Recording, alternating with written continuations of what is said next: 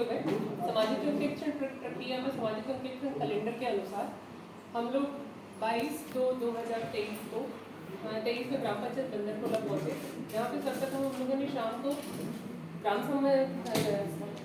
सामाजिक अंकेक्षण की प्रथम ग्राम सभा आयोजन कराया गया, जिसमें लगभग 27 लोग शामिल हुए। सर्वप्रथम हम लोगों ने अपना परिचय ग्राम सभा से अनुमति लेते हुए अपना परिचय दिया और ग्राम संपरीक्षा समिति सामाजिक अंकेक्षण के संबंध में शासकीय कार्य की योजनाओं का क्रियान्वयन सही ढंग से किया जा रहा है अथवा नहीं, जिनके वांछित परिणाम हमको प्राप्त हो रहे हैं नहीं, कि विषय वस्तु या के संबंध में महत्व बताते हुए हम लोगों ने ग्राम सभा का आयोजन प्रारंभ किया। इसमें हम लोगों ने सबसे पहले पूछा क्या ग्राम संपरीक्षा समिति आपके यहाँ बनी हुई है या इस विषय में आप लोग जानते हैं क्या। तब वहाँ पे कोई हम लोगों के रिजल्ट पॉजिटिव नहीं मिले, जिससे समझ में आया कि वो जो पूर्व में गठित ग्राम संपरीक्षा समिति है उसके कोई कार्यदायित्व या वहाँ पे कोई भूमिका स्पष्ट नहीं हो रही है, ना ही वो सक्रिय है। तब हम लोगों ने उस बताया कि ग्रामवासियों की तरफ से एक समिति जो उनका प्रतिनिधित्व करेगी ग्राम पंचायत में हुए कार्य निर्माणों का समीक्षा करने में और उनकी देखरेख करने में, ताकि उन पारदर्शिता सामने आए और सभी जो शासकीय योजनाएं जो चल रही हैं उनके विषय में लोगों को भी जानकारी हो सके और वो जान सके। इसके बाद हम लोगों ने ग्राम संपरीक्षा समिति के संबंध में ग्रामवासी जो ग्राम सभा में उपस्थित थे उन्हीं के अनुमोदन से एक सक्रिय ग्राम संपरीक्षा समिति का अनुमोदन कराया, जिसमें कोशिश की गई कि जो अधिकतम मनरेगा दिवस जिन्होंने कार्य दिवस अर्जित किए उसमें से महिलाओं को प्राथमिकता दी और एक नवयुवक में से को भी रखा गया जो वहाँ पे काफ़ी इंटरेस्ट लेते हैं वहाँ के कार्यों को। इस तरीके से हम लोगों ने 9 सदस्यीय वहाँ ग्राम संपरीक्षा समिति का अनुमोदन किया गया। इसके पश्चात से हम लोगों को जो आगामी 5 दिनों में सामाजिक अंकेक्षण का कार्यक्रम ग्राम संपरीक्षा समिति के साथ मिलकर किया जाना था, उसमें हम लोगों ने उसकी कार्य योजना तैयार की। ये प्रथम ग्राम सभा से जो हम लोगों ने शाम को की थी उसका एक फोटोग्राफ है। सेकेंड द्वितीय दिवस 23 फरवरी को हम लोग ग्राम संपरीक्षा समिति के सदस्यों के साथ मनरेगा योजना अंतर्गत बंदरकोला में जो 21-22 के कार्य किए गए थे उनका भौतिक मौखिक और दस्तावेजी अवलोकन करने के लिए निकले, जिसमें बंदरकोला में वित्तीय 21-22 में कुल 42 कार्य किए गए थे, जिसमें से 19 जो है वो हितग्राही मूलक है। उसमें से भी सर जो 2 कार्य हितग्राही मूलक के पूर्व निर्माण विदेशी पूर्व निर्माण के थे, बाकी 17 कार्य आवासीय प्रधानमंत्री आवास के थे, 23 कार्य सामुदायिक मूलक के थे। इन पे कुल जो खर्च हुआ है उस वर्ष में 32,01,558 रुपये का व्यय किया गया है।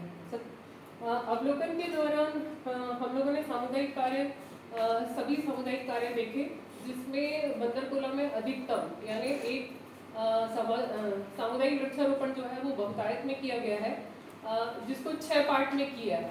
5 पार्ट बंदरकोला ग्राम में है और 1 पार्ट बसा में है, जिसमें सबसे अच्छी बात ये देखने में आई थी कि सारे जो वृक्षारोपण है सर वो बहुत अच्छे हैं और जिसका मेन रीज़न ये था कि उसमें फेंसिंग जो दी गई है जिस वजह से वो वृक्षारोपण बहुत ही अच्छे है।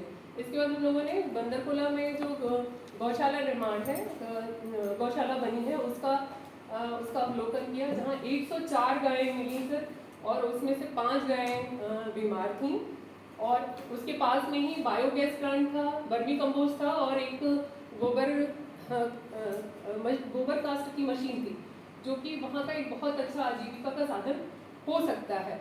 उसके पास में ही एक गौशाला चारागाह निर्माण है, जिसमें 2 महिला श्रमिक कार्य कर रही हैं, लेकिन वहाँ पे साइड स्थल पे ना ही मस्टर पाया गया और ना ही उनकी जो साइड फैसिलिटी है उसमें पानी या चाय की ऐसी कोई व्यवस्था नहीं पाई गई। तीसरे दिन 24 फरवरी को हम लोगों ने प्रधानमंत्री आवास एवं पेंशन योजना के संबंध में अवलोकन किया। जीएसएस समिति के साथ हम लोग बंदरकोला और बसा ग्राम में जो पीएम आवास का हम लोगों ने अवलोकन किया, उसमें से वर्ष 21-22 के 17 आवासों में से 16 आवास पूर्ण मिले और 1 आवास जो है वो अपूर्ण पाया गया। एससीसी डाटा के अनुसार बंदरकोला में 82 आवास आए थे जो कि पूर्ण हो चुके हैं। एक पात्र व्यक्ति भी मिले जिनको कुछ पात्र व्यक्ति थे लेकिन उनको आवास का लाभ प्राप्त नहीं हो पाया था, जिसके लिए हम लोगों ने आवास मित्र की सूची में उनका नाम जुड़वाने के लिए सुझाव दिया और ग्राम सभा में उन्हें जोड़ा भी गया। इसके पश्चात फिर हम लोगों ने DSC समिति के साथ मिलकर जो 33 पेंशनधारी है, जिसमें वृद्धावस्था पेंशनधारी भी थे और आपके विधवा पेंशनधारी, उनका अवलोकन किया। इसमें से एक पात्र व्यक्ति मिला जिसके आधार कार्ड में उसकी आयु 60 वर्ष हो चुकी थी, लेकिन लेकिन उनके पास BPL नहीं होने के कारण उनको फिर वहाँ पे बुलाया गया ग्राम सभा में आने के लिए और उनको लाभ दिया गया। चौथे दिवस PDS और MDM का हम लोगों ने अवलोकन किया, जिसमें MDM के तहत हम लोगों ने शासकीय माध्यमिक शाला पंतरकोला में जो उस दिन जो उपस्थित थे 30 बच्चे उपस्थित थे, उनके अनुसार जो भोजन पकाया गया था वो उनकी प्रति व्यक्ति के मान से जो निर्धारित मात्रा के अनुसार भोजन निर्मित नहीं पाया गया। इसमें फिर इसके बाद हम लोगों ने SMC समिति की भूमिका के विषय में जानकारी प्राप्त की, जो निष्क्रिय पाई गई। प्रति बच्चे के निर्धारित मात्रा के अनुसार जो भोजन पकाया जाना है, इस संबंध में दुर्गा सांसद समूह द्वारा खुद ही बताएगा।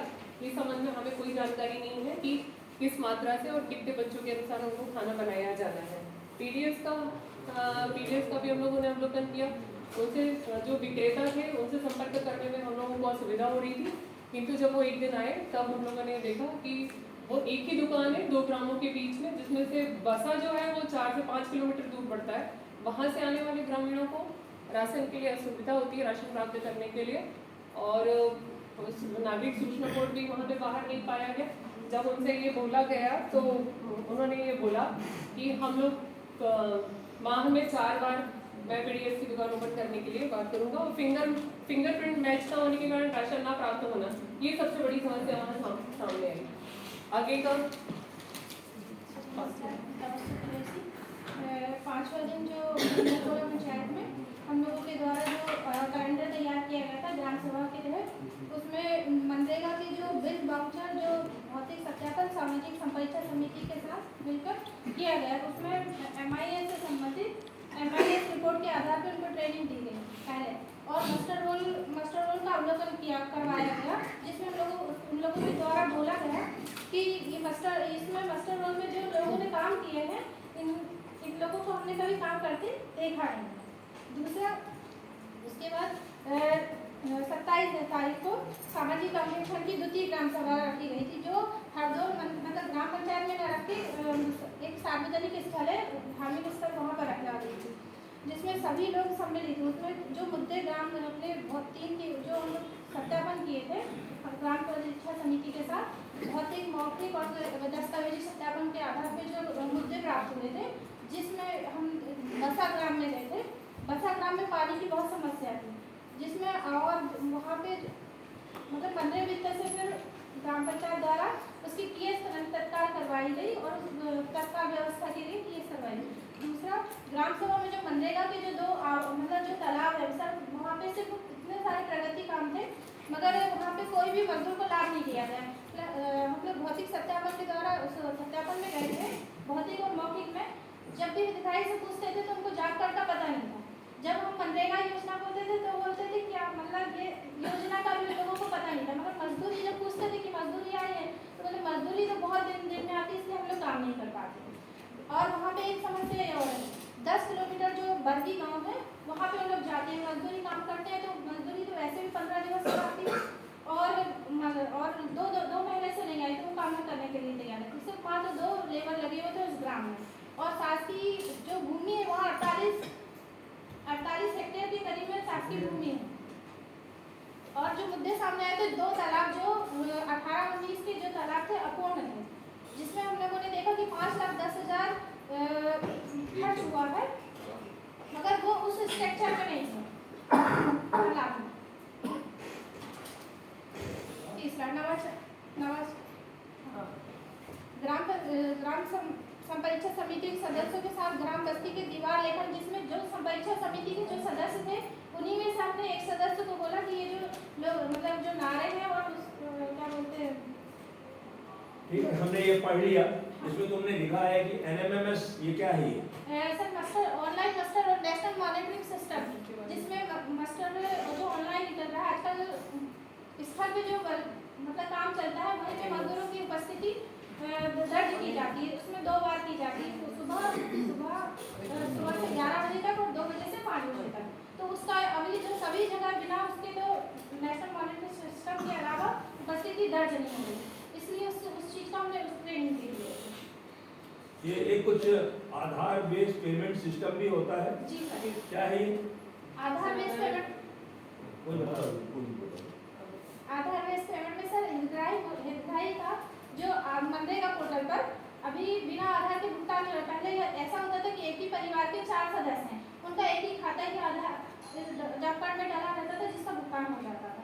लेकिन मेरे पूछने का उद्देश्य ये है, NMMS से गांव के लोगों के हमारे रोजगार सहायक को या आधार बेस्ड पेमेंट सिस्टम से लोगों को सुविधा है, परेशानी है, इसका क्या अनुभव था? पूछने का आपसे आशय सर NMS से तो पारदर्शिता क्लियर होगी, ठीक है। आधार बेस्ड पेमेंट में भी पारदर्शिता, मगर अभी जो ग्रामीण क्षेत्र में ये समस्या है कि आधार उनके 4 खाते हैं, आधार एक में रजिस्टर्ड है, मगर ग्रामीणों को ये नहीं पता है कि मेरा आधार किस खाते में लिंक है और राशि वहाँ चली जाती है, वो भटकते रहते हैं, परेशान होते हैं। इससे परेशान होते हैं। ओके चलो किसी को पूछना कोई पूछ रहा हो तो और पूछ लो, लोगों से अब मुझसे देखना गिरना नहीं। कुछ पूछना है?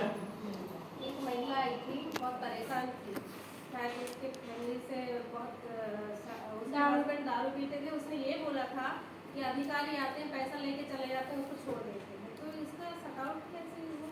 ग्राम सभा नहीं, एक्चुअली सर बसा में जो है वहाँ पे शराब का ज़्यादा है, तो वो ये कह रही थी कि वहाँ पे टोटली शराब बंद करने का काम किया जाए, जिसमें हमने उन्हीं लोगों को प्रोत्साहित किया कि आपकी महिला शक्ति संगठन इतनी ज़्यादा है कि आप लोग चाहो तो वो कर सकते हैं।